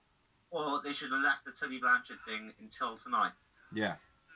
And then Tully come out halfway through the match. Yeah. And that's what kind of caused the distraction. Yeah. That would have been good. But yeah, it was a sick match. Brand new champions, FTR, new champs. I went with Hangman man of the match. I went with Omega. My pen's run out. And I had 7 yowie wowie moments. I had 12. Nice. After the match, beers for Hangman. Omega got the table and then threw it away. Psychology again. The breakdown building up. Camera follows Omega, and then Omega. Before that, Hangman's goes towards Kenny Omega and goes to collapse. Yeah. And Kenny could have caught him, but he just sort of steps aside. Yeah, and just lets him fall. Yeah. Great psychology there. Yeah. Camera follows Omega then as he leaves. He walks off of the Bucks, mumbling, says that he's done. Are you coming with me? Blah, blah, blah, blah. We're done. Gets in a limo and fucks off. Yeah, brilliant psychology. Brilliant. Yeah. Everything about Hangman and Kenny has been amazing. Yeah. So moving on now, we had another promo, which was the build-up for Orange Omega and Chris Jericho. And then we had... What? You just said Orange Omega. What's Jericho? Orange Omega and Chris Jericho. Orange and Jericho. Did I? Yeah. Oh, I meant Orange and Chris Jericho. It was the build and the hype up. And then after that, it was Jericho with Alex. And And Jericho's basically mouthing off saying that he makes stars. Yeah, and also Alex Marvez needs to hold the microphone, and Jericho called him on it. Yeah. Yeah. A few people have as well, haven't they? I was like, for fuck's sake, hold the microphone up, and then literally Jericho was like, hold the microphone up, you jackass. Yeah. Jericho's a boss, mate.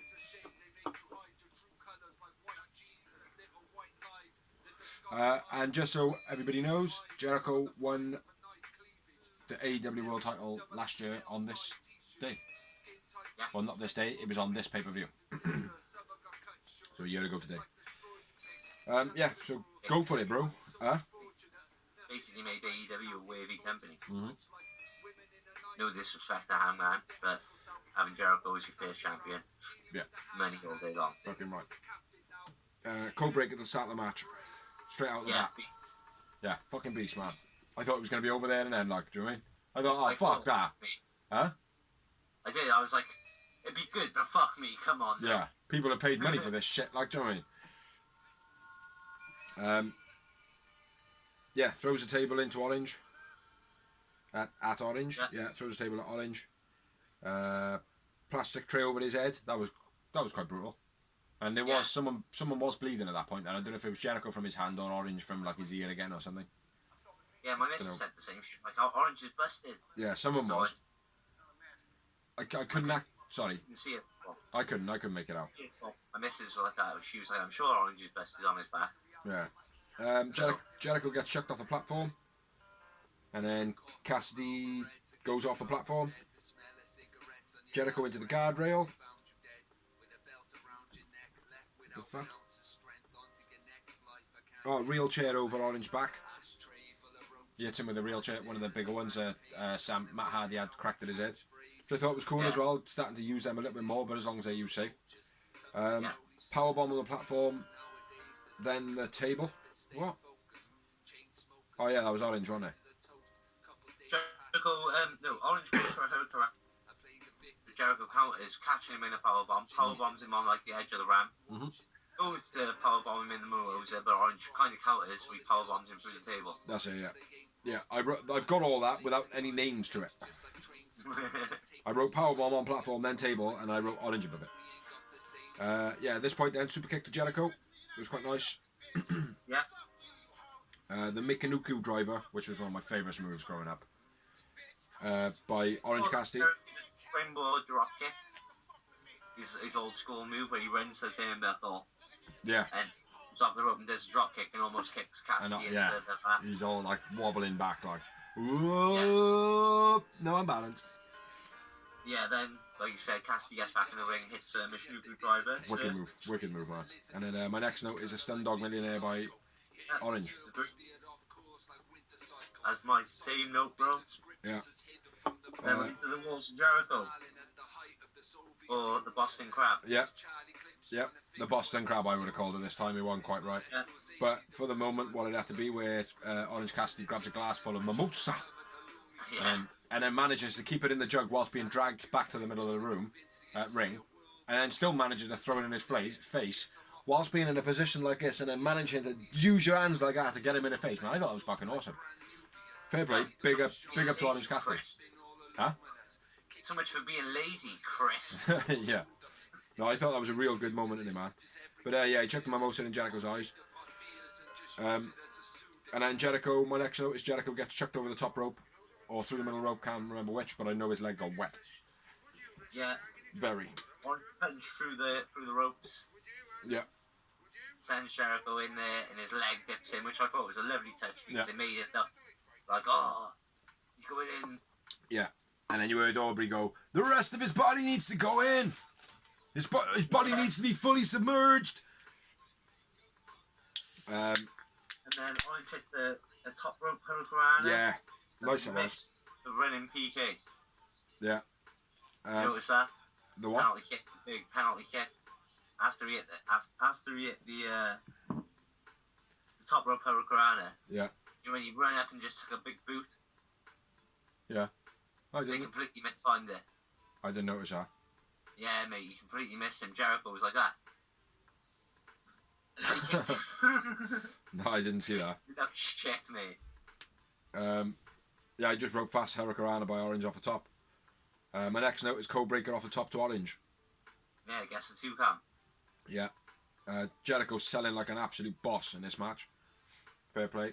And that was when when Orange Cassidy was down and Jericho like kind of slumped himself over the ropes and he was like pretending to be all blown up, like looking as though like he's got orange on his face and shit, like which he did. You know. But yeah, selling like a boss, man. Yeah, and then I got the finish. Yeah, Orange Punch times 2. Mm-hmm. The Jericho straight through into the Vata Mimosa. Yeah, which was an epic way of falling into it. Oh, it was like Hans Gruber from Die Hard. Yeah, I knew Jericho was going to lose it because that's what he does. He gets embarrassed when he loses. Like, yeah, it was fucking sick, man. Brilliant match. Very, very fun. Very fun. Could have been a couple more moments in it. You know, I know obviously they couldn't have done any drowning segments because obviously if kids are watching it, they're going to start drowning their little brothers and sisters and shit. You know, but there should have been something a little bit more, like, you know when they do it, they're in the Tree of Woe. yeah. Maybe I've done like the Tree of Woe where he was in like a power bomb and they've dropped down and then he's just dunked his head in the water and then like kind of dragged him back in the ring or something like that. Just a quick dunk and drag out. A couple more things like that maybe, like, you know. Yeah. But it was still very, very entertaining, like. But yeah, winner of the match was Orange Cassidy. Man of the match for me was Chris Jericho. Same, yeah. Jericho, baby. Yeah, he did real well in this match, and I had 2 moments. I'm sure yours are more than that. I doubled your ass, and I went with 4 Yowie Wowie moments. Good match, though. Then we had a promo for the next pay-per-view. Yeah, which will be Full Gear on Saturday, November 7th. Yeah, man. Or for those Americans. Yeah. Another thing I love about AEW, there's not a pay-per-view every freaking week. Every month is hard enough, like, you know what I mean? Yeah. Every couple of months, it gives time to build these rivalries. It gives time to... Yeah, to get that emotional reconnection. Exactly. When it's only a month, like, you know, well, in the second month, it's going to extend into the next match. In the third month, with AEW, if it takes 2.5 months to get to the next pay-per-view, that's long enough for you to go, yeah, I really want to see this match now. Yeah, exactly that. Yeah, good entertainment. I agree with what we are saying. Full Gear on November 7th for you Americans out there. Even though we say 7th of the month, you say the month of the number. Doesn't make any sense. It's like calling soccer when it's actually football because they kick it with their foot. You should call your American football soccer. Do you know what I mean? Exactly. Yeah, anyway, but now... chocolates. Yeah. Yeah, So, on to... No, wait there. They did do a promo with what's happening for Dynamite, which we've got Brody Lee versus Dustin Rhodes for the TNT title. We've got Kip Sabian picks his best man. Who cares? And then we've got... Did you see the promo earlier, man, with Penelope Ford with the drawn on top? Yeah. Oh, if you haven't seen it, you need to go online, people. And then whoever wins, the champ will speak, whether that be Mox or MJF. And then we're down to the main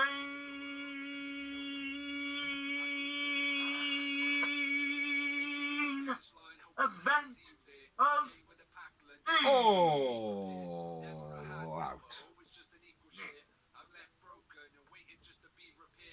Yeah, boy.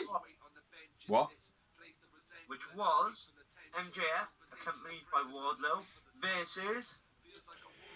John Moxley.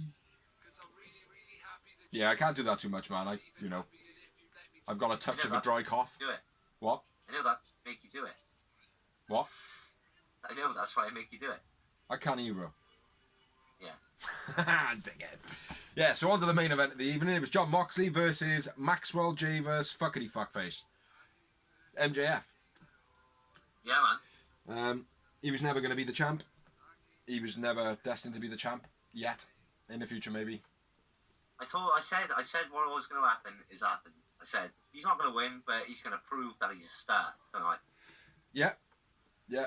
But unfortunately, Moxley actually won the match earlier on in the night when he went, look, if you think you're the bad guy in this situation, you're not. I'm the bad guy. Do you know what I mean? It was straight away, it's like, all right, okay, he's not winning. You know? Moxley's too fucking tough for him, like. Yeah, starting off, Moxley's entrance, fan. Yeah. Tried tackling him. I didn't actually see the tackle, I think the camera cut. But by all accounts, there was a guy who fucking, like one of the security guys, speared the fuck out of this guy. Yeah. Proper speared him, like.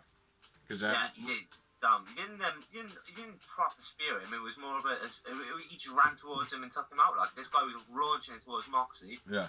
And he rugby tackled him. He literally went down, just his momentum, like, you know what I mean? Yeah. Just he's like, ah, boom. Oh, Mox was doing his after match promo and all that, and he was like, yeah, they should have stuck it on TV, like not to promote violence and all that, but just to show people what happens if you actually get involved. Do you know what I mean? I was like, he was like, he speared him proper though, like. I'm like, okay, I'll have to try and find that again, like. But yeah, so lots of headlocks, takedowns by MJF in the beginning, slowing it down, shouting to the crowd, unfortunately this is what you're getting wrestling, which yeah, that's cool for his gimmick. Cool for his gimmick. Mox goes to the paradigm shift and the ref says, no, what are you doing? Yeah. Mox trying to catch MJF when he's in and out of the ring a lot, trying to get in Moxley's head. Yeah. Yep, and then Moxley catches him.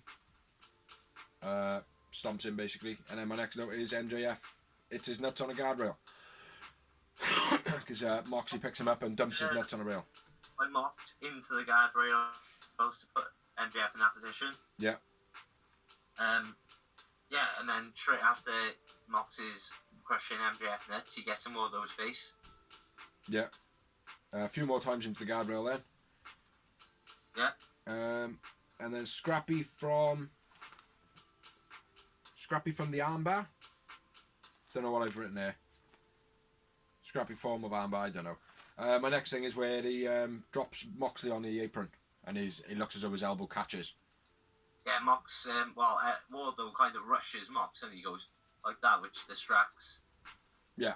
Distracts Mox. MJF gets the elbow whiplash. Yeah, like, look fucking bad, that did, mate. Mm-hmm. I wrote slip up after it, I don't know. But he played it well, like. He started doing a Mel Gibson towards the end of the match, smashing his shoulder on the ring corner, trying to put his shoulder back in. Where we are. MJF working the shoulder from this point onwards. Arm takedown into the corner by MJF. I thought that was quite brutal. Where he does the whole shoulder takedown. Like a lot of them have been doing now, where they do the really fast one and their fucking shoulder pounds into the mat. It's like that, but into the corner. I thought that was very nice. Catapult into the post by Mox. That was nice. MJF then starts bleeding. Yeah. Which obviously he's cut his head in this point. Yeah, I was kind of a bit like, why? And it was a proper bad cut as well. Yeah, he did bleed quite a bit. Like, he stopped bleeding for a bit. My missus was like, she's watched a lot of wrestling, and she was a bit like cringed out by it. Won that match. Like, we've seen worse, man. Fucking hell. Dustin Rhodes, man, versus Cody, man, in like one of the first ever matches in AEW, like, was worse. Dustin bled like a fucking pig, mate. Yeah, I know. Yeah, so MJF is bleeding. Then a big D, then throwaway slam by Mox. That was beast. Nice. Sidewalk slam on the Bossman outside. slam on the outside. Bossman slam, sidewalk slam. Power driver to MJF. But I didn't catch what they called him, man. When he traps him underneath, in between the legs.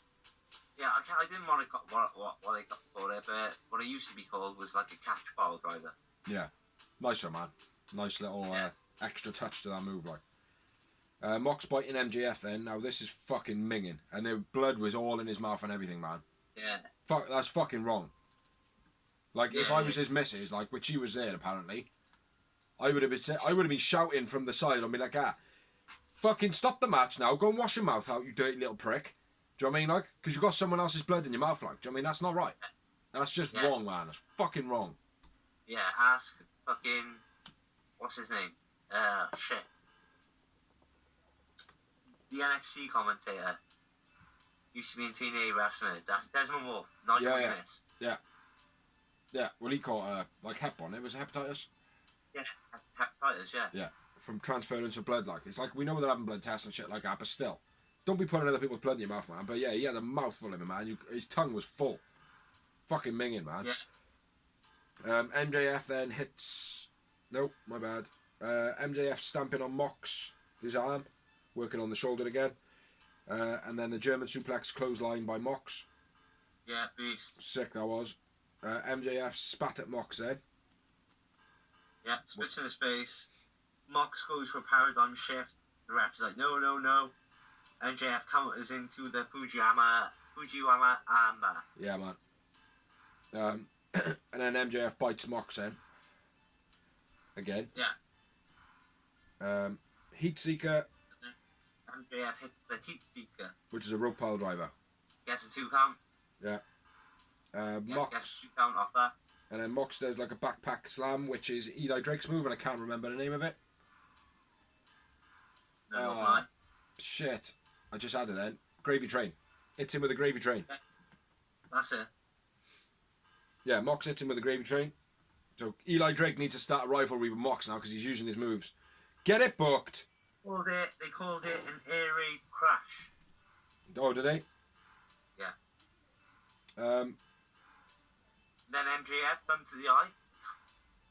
Yeah. And then it was Mox's headbutts then. Fucking plenty of. Do you know what I mean? Plenty of headbutts. And then MJF hits him with the camel kick low blow. Yeah, dripping blood all over the shop because he's opened his cut back up at this point. Yeah, low blow to Mox. And then a bit of a shitty crossroads. Yeah, well. It looked nice. Did look nice. The move looked nice, but it certainly wasn't a crossroads from what we recognise the aggression of that move. Yeah, do you know what I mean? It was just slow, wasn't it? Yeah. Yeah, then the referee's back turns when Wardlow goes to throw the ring at MJF. It hits MJF, bounces in between his legs, and then it's on the floor. He looks up at Jericho, does the whole fucking cartoon look. Oh no! He doesn't look at Jericho, Mox. Mox, sorry, yeah. But yeah, Mox, MJF does the whole like, oh, cartoon look, I'm shocked. Yeah. And then paradigm shift, as you'd expect, the referee's back his turn because Wardlow's being a biatch. And then, yeah. End of game. Yep, 1, 2, 3. Mox wins, and I went with Mox man of the match. I went with Mox man of the match myself. And 4 moments. Well, I doubled your ass, and I had 8 yowie-wowies. Oh, well done. Good job. Good match. Didn't feel main event caliber though, I will say. That's what my overall note was. Good match. Didn't feel like a main event caliber. And I think that was down to MJF not quite being there yet. Like, you know. I disagree. I think it missed the crowd. You're not allowed to do that, bro. You're not allowed to disagree. Do you think it is a democracy? Yeah, fuck you. Oh, it's okay. not. It's my show. Fair play. Well said. High five. No, seriously, I think MJF suffered not having the crowd there. If there was a full arena there, just his promos alone. Yeah. The crowd would have Gets been... you interested because he gets the crowd into it. Yeah. And I think, again, that he suffered for that. Yeah. That's the only reason. I think MJF's there, mate. I think he proved himself tonight. He reminds me of a young Randy Orton. Yeah. Yeah, I'll give him that. I think FTR Omega Hangman should have been a main event though. You know, I know it's the world title. I agree with you, but I also think that maybe the Mimosa match. I don't know. There wasn't enough in it. I didn't feel like there was enough to it. Like. Yeah, I know, but it was they're more of a name than anyone else. Yeah. That's the thing, innit? Going on names. But Jericho's name. Overall, most of the matches have been awesome. Do you know what I mean? Yeah, overall, the only match I would say that I wouldn't rave about is the tooth and nail match. Tooth and nail match. The Dark Order Dustin match was a good match, but it was nothing to shout home about. Thunder Rosa Battle Royal wasn't anything amazing. Hardy and Sammy was a bit of a letdown. It was like, it wasn't like bad at all. Like even the Sammy Hardy bit, like there was a lot to watch. Do you know what I mean? There was like, oh, fucking hell, man, his well-being means more than the fucking match now, man. And like, you wanted to watch. You wanted to see his health. Do you know what I mean? Huh? He's got the realness in that match. Yeah. You know, but yeah, it was a fucking awesome show. Just a note, after the Mox MJ match, Mox fingers Archer. He says to Archer, fuck Vince. And Lance Archer is obviously the number one contender. Yeah. So, yeah, and that's where the show finitos. Think Archer's going to be the next champion? No. No, do I? No, I don't think so. I think it's going to be somebody unexpected. Somebody there in your face, but somebody unexpected, like a Scorpio Sky or a Jungle Boy or someone like that. Like, do you know what I mean? Someone who's just, as if for a short time, maybe a bit of a fluke win, but everyone's like, what? Do you know what I mean? Yeah. Something. I think it's going to be that, but I don't know. What would you rate the pay-per-view? 8. 8. I go the same, man. I go the same. But yeah, thoroughly entertained. I did stay up live to watch it. I'm surprised I didn't yawn that much during this blog. I think it was one time. So yeah, woohoo! I don't want to yawn. I said the word yawn. Yawn. But yeah, so that's all we got. We're not going to do any news, I don't think, unless you can think of any off the top of your head. Do some quick news. The only one I have got, which I can put in there and say fuck Vince, is the fact that he has put out an edict, or whatever they're called, an email to everybody basically saying you better sever ties with any third-party products, being Twitch, YouTube, Twitter, whatever it be. And the reason for it is because WWE are not making money from it. And that is the reason. They've come out and they've said that. So, double fuck Vince.